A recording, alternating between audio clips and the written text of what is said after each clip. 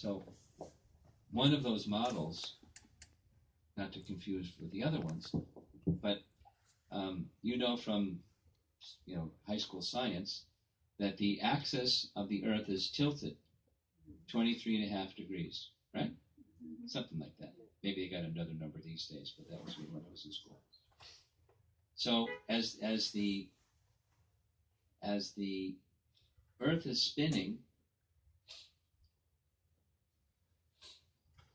the movement of the axis, there's no literal act like a stick sticking in the middle of the North Pole and the South Pole. Oh, look at that.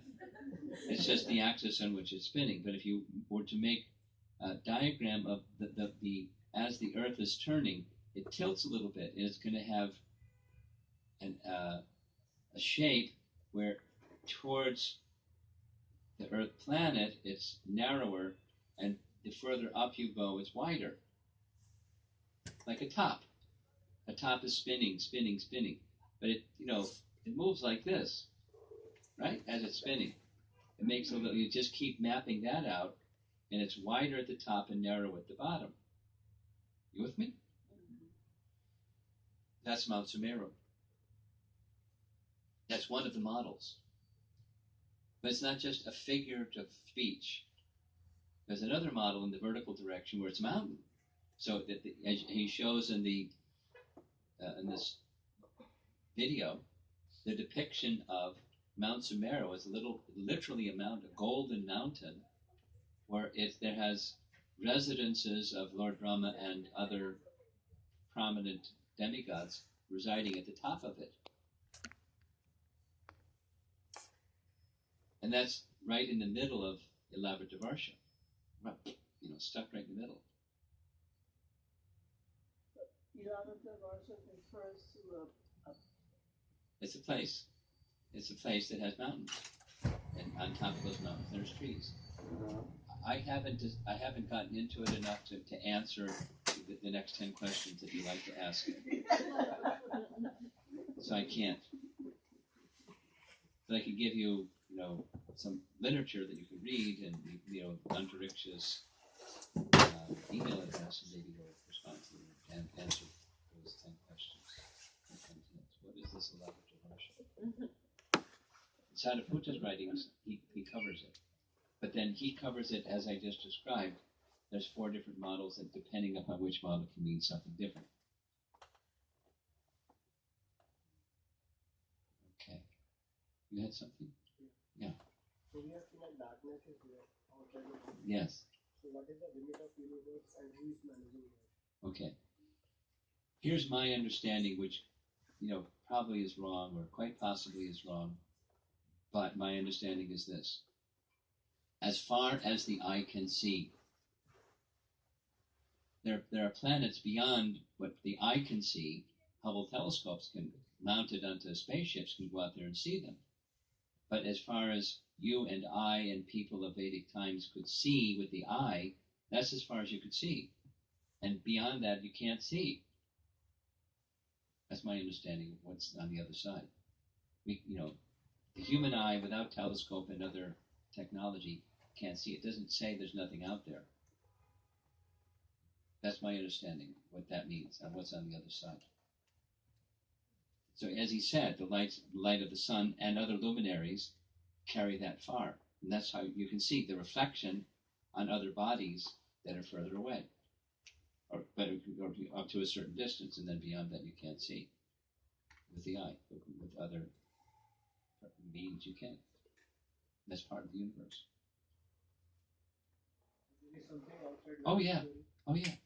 Just can't see it with a human eye. And who is managing that? Yes. Da-da-da, super soul. He's managing everything by his prakriti. Maya Dakshina Prakriti. So Yate Sacharacha. He's everywhere.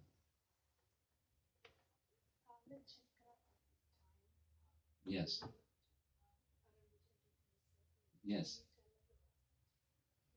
That's a very deep subject. Her very soft voice was asking.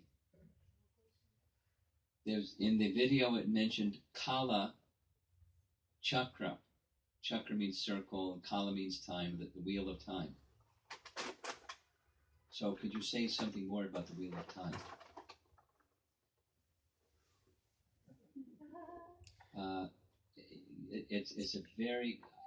I find time is a fascinating subject, very, very amazing. It's the last work that Sariputta spent time on. He was preparing a book and made some presentations and videos, and it's vast subject. But in the simplest of language, there's time as we know it, and there's eternal time. Eternal time is what exists in the spiritual realm, and it's literally inconceivable because we can only conceive of that which within our experience, where there's past, present, and future, that kind of time. But where there's no past, present, and future, but eternal time only, it's like inconceivable. Prabhupada's language is there in the spiritual time is conspicuous by its absence. So here is where Kala Chakra is bringing things. It's an energy of Krishna. Time is Kala Shakti, is an energy of Krishna, but it's his energy, and therefore it's him. It's his energy, and it's also rightly said to be him. And this time energy brings things into being, maintains things, and destroys things. It's an agency through which Krishna is acting to make events of this world happen. So as far as cosmology is concerned, it just time is moving the planets within some regulated arrangement, and that's the regulated arrangement is the Kala Chakra arrangement. So, some planets move slower, some planets are closer to the middle, closer to the vertical center, or the vertical column of the universe, this Mount Sumeru. Some are further away, some move slower, some move faster, etc., etc. It's all determined by Kala Chakra. And that's what that astrolabe is. It's a mechanical device that it's fixed, but one moves faster, another moves slower, depending upon whether you're in this type of planet or that type of planet, and you're moving faster or slower according to Kala Chakra. And so it's not even it's interesting in that they're not all concentric. One is a little lopsided over here, another little lopsided over there, and then there's one that's concentric, and they move. So you can move those instruments of the astrolabe, which is resembling the movements of Kala Chakra, and then you can, at any given time, you can say where the planets are, and then the planetary influences are, and so forth. It can be mathematically calculated. Just have to have the formulas and the numbers, and you put the numbers into the formulas, and you can calculate, today's Ekadasi, or whatever you want to calculate, based on this Kala Chakra. And so Kala Chakra is moving things. It brings things into being, it moves things, and it destroys things. Fascinating subject. Yes. Okay. Yes. I think not all of the universals have the same structure. Not all of the what? Universals. Not all the universes have the same structure. It's only our universal has this structure, because the other universals they have Brahma with a million heads, and they are more difficult. We were talking about that on the way over, and therefore, I'm not knowledgeable, so that's my disclaimer. My understanding is that this is describing our universe. So what are other universes like? It's speculation to say what they're like. They may be similar, they may be dissimilar. There may be so many maybes. Well, if you want to, you can go to another place. But right now, we're where we are. And the Bhagavatam is describing this one.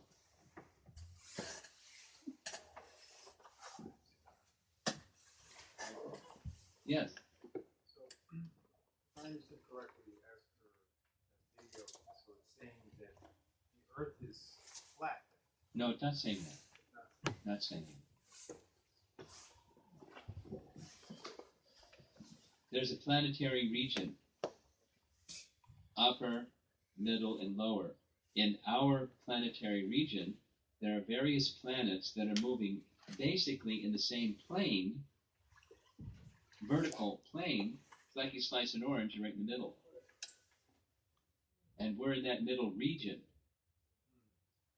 And the planets are in our region, they're basically moving in the same plane. So Bhu Mandala is moving in more or less this plane. You know, a little bit higher, a little bit lower, but a little bit closer to the center, a little bit further away from the center, that Sumeru center, but pretty much in the same plane. The Earth is round, moving in a plane with other planets in this region. Okay. And there's some other planets that are in the next region vertically up that has a name. And then the heavenly planets, next region up vertically. And there's a whole bunch of them. And they're round too.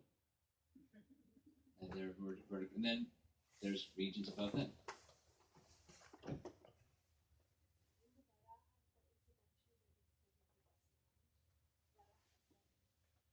What about them? I know when but say the whole sentence, not just Varaha Avatar. Yes, yes. Anything back there with a... Okay. Oh yeah, and then it's Kirtan time. My question is, Arjuna asked to see the universal, but why afterwards wouldn't you have asked to see the spiritual world? And then that would have been kind of interesting. In your opinion, like, you know, Closer to the whole program. kind of something like that, like, you know, give us also like more like directly from Krishna description of. Why don't you send him a text message and ask him, next time around, can you ask Krishna to show the spiritual world, please? Huh? Brahma Sal. That's kind of what made me think about that. That, you know, Brahma was able to see this. I was wondering why Krishna didn't include that, or in your opinion, why Krishna didn't include it in the Bhagavad. My opinion doesn't mean anything. But you know, Arjuna was speaking as Krishna wanted him to speak, and what happened when he said, "Please withdraw this form of yours and show me the original form."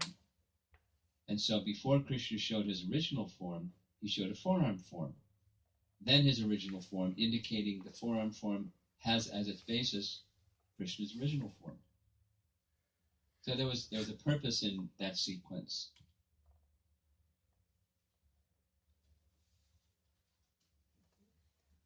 And Arjuna was helping to fulfill Krishna's purpose by asking what he asked.